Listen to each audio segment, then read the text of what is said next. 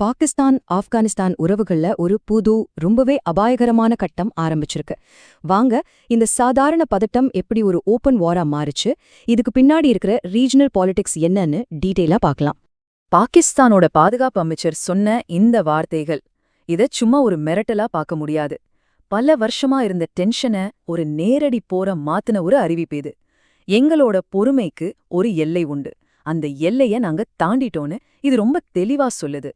பிப்ரவரி 27 பாகிஸ்தான் தன்னோட பாலிசிய அப்படியே தலைகீழா மாத்திடுச்சு. அதாவது இதுவரையும் பார்டரை பாதுகாக்கிறதுல இப்போ ஆப்கானிஸ்தானுக்கு உள்ளேயே போய் நேரடியா தாக்குற ஒரு புது ரொம்ப அக்ரெசிவான ஸ்டைலுக்கு மாறியிருக்கு.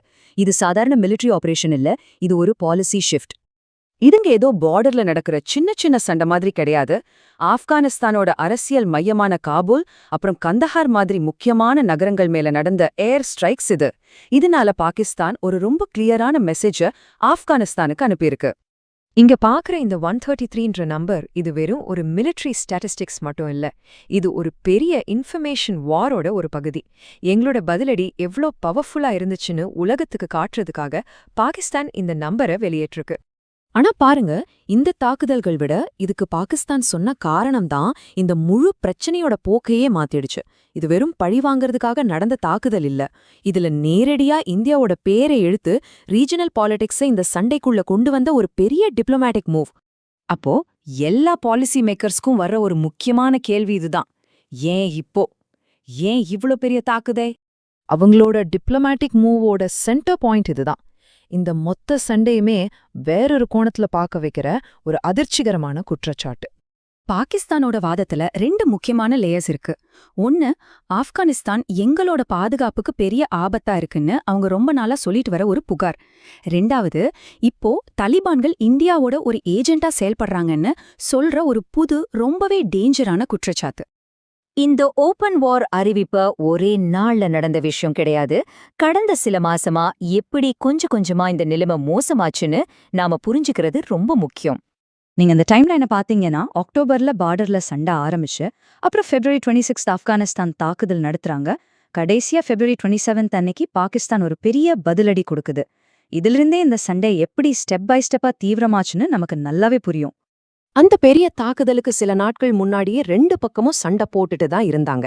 ஆனா யார் யாருக்கு எவ்ளோ சேதம்னு அவங்க சொல்ற கணக்க பாருங்க, சுத்தமா சம்பந்தமே இல்ல. இதுவே ஒரு பெரிய தகவல் போர் நடக்குதுன்றத தெளிவா காட்டுது.